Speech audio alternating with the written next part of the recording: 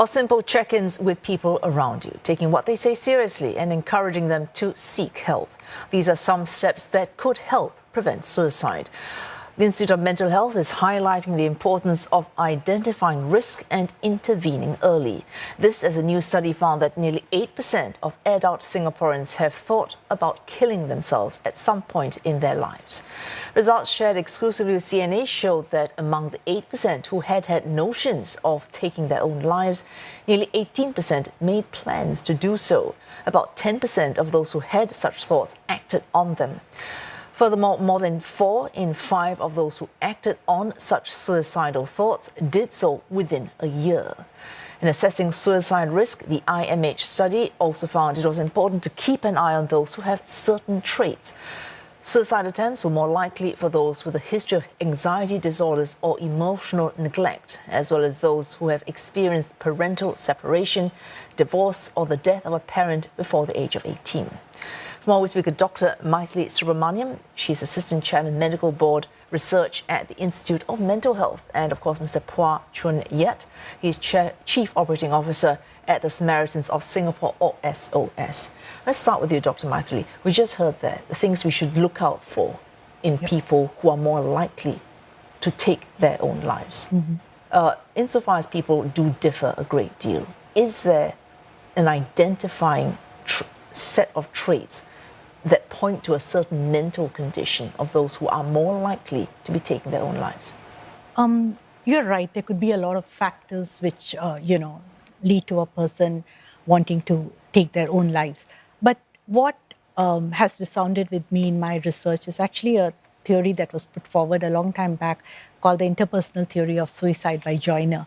And what he basically says is two things are very, very important. One is that a person perceives that he's a burden to others. And this feeling of burdensome maybe because if he feels they have failed them, he has failed them in some way, he's in some way a bother to them because of a chronic condition, financial problems or something like that. And the other factor that comes to it is a sense of belongingness. And this social connection, when that is lost with your family, with your friends, with your spouse, which could be due to interpersonal conflicts, it could be due to separation, divorce. That is when he says that people feel, that there is a need to end it all. It kind of propels them towards suicide. The other one theory which is important is to think about is one that was put up by Schneidman. And he said that people have this ache, a psych ache. And a psych ache. A psychic ache? Yes, a psychic ache, a psych ache. Okay, so it's basically such a tremendous sense of mental and psychological distress that the person acts out to end that pain, and that action is suicide. All right, time to bring you in, Mr. Phua. We pick up on that sense of being a burden, a lack of belonging, and psychic ache. I mean, to very crudely. Given what SOS does, do you have programs that very specifically target these areas? We at SOS recognize that suicide prevention is a very complex endeavor. And for us to do it alone, we would definitely not be able to do. And therefore, we believe that suicide prevention is everyone's business. So we do have a community development program called Be a Samaritan. Fundamentally, it is a first responder program. Our goal is really to build members of public who will be able to identify signs of distress within members of public and be able to ask simple questions, to have the confidence to approach them, and subsequently be able to refer them to other agencies as well. So our point is very simple. If any one of us can acquire such simple skills, we'll be able to approach people who are in distress in public and therefore refer them to important services. But of course, what is more recognizable within SOS is our 24-hour hotline as well as our CareTech services. Basically, our staff and volunteers are there 24/7 to be able to listen in a non-judgmental way, in an empathic fashion, so that people who are facing acute suicide risks, they may be able to call in and find certain support. And at appropriate times, we will refer them to services that are within the community that can be effective to support them through very difficult times. All right, if we look at suicide numbers in Singapore, ups and downs, but generally the trend is up. I think elder suicides as well as young people's suicides as well. Why? Very quickly, each one of you. You first. First of all, I think to use the term trend is a bit difficult because trend would mean at least you have 3 time points and it is going up, and we don't see Very that, loosely, yeah. which is important, and I think it is something. But there are a lot of factors, and I think one of the big factors that comes out in all our most of our things is interpersonal issues. And I think we being a collectivist society as well as having a family, right? I think interpersonal issues are very, very important. They can come because of different reasons. It can be with a peer, it can be with a parent, it can be with, a lot of different scenarios and situations. And that has become more, I feel that, The fracturing of interpersonal yes, the fracturing of interpersonal Mr. relationships. Paul, what does SOS do to fix those fractures? This, what Dr. Maithili has shared is a common experience that our service users go through as well. So out of the 55,000 calls and 22,000 texts that we received last year, a lot of callers who face suicide ideation or made suicide attempts do share that they have got fractured relationships. So on our end, we have got specialist counseling that will be able to help them process some of the issues that they are going through and to be able to point them to right resources and to be able to mend relationships that they have fractured. All right, just at this point, let's pick up on that. To identify potential causes of suicide and what a person might be going through, people who have lost loved ones to suicide are also being interviewed. The first ever study is being carried out by the Institute of Mental Health using what is called psychological autopsy.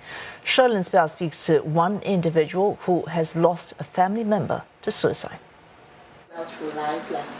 For 43-year-old Po, her father's suicide 6 years ago was a life-changing experience. All my life, I'm an only daughter with my parents. I've been, leading a very happy life, and suddenly, this thing happened. Yeah, and my dad didn't show any signs. I think he kept everything to himself. Yeah, so and definitely, as a suicide loss survivor, we will be wrecked with guilt. Yeah, and the mind trying to make sense of things. Oh, why did it happen? That's also the aim of the IMH study, to examine the reasons why people decide to take their life. Po hopes she can play a part in helping save lives and make strides in the conversation on suicide. In order to really populate the trends and to be able to dispense certain advice, certain tips, how is the trend, how is the outlook, we definitely need studies like that. And by actually sharing the stories privately with the interviewer, it actually helps to process the grief as well, and to get clarity on a lot of things. Po now runs an emotional wellness community to normalize dialogue on mental health, death and suicide. She also regularly volunteers at the Samaritans of Singapore. It's to help suicide loss survivors. So we will meet up and sit in a circle, and where it's really a very safe shared space where we can vocalize. Yeah, and I think that's what is important, because a lot of us are not able to share such conversations outside. So which is also why I hope to normalize such conversations, and that's why I'm coming out to say that, to share my experience and to encourage and to empower. For those who need someone to talk to, the 24-hour SOS hotline can be reached by dialing 1767.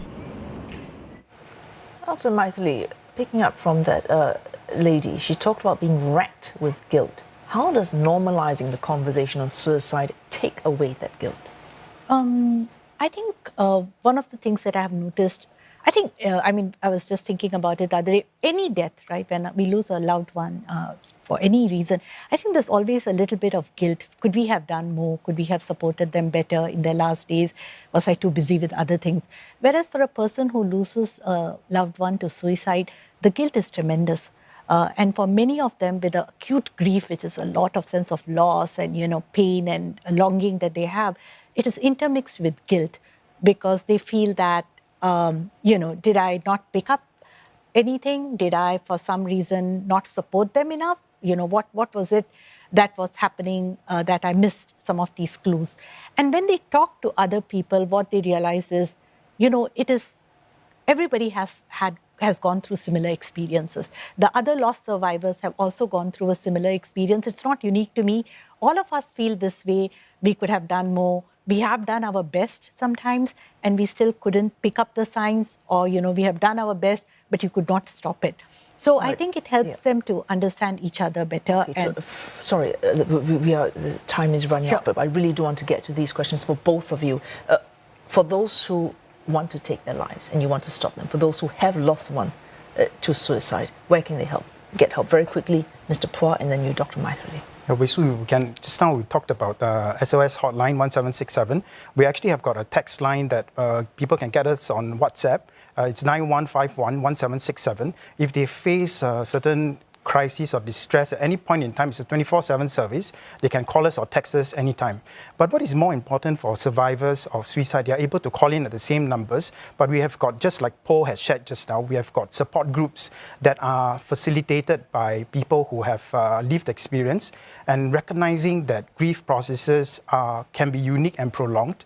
Having people with lived experience can be immensely helpful. Other family counseling services also provide such bereavement services where they support someone with a bereavement issue. IMH also provides bereavement support services. So I think there are many, many options for people to actually seek help today. I like your point about lived experience. People like to hear from someone who actually does know.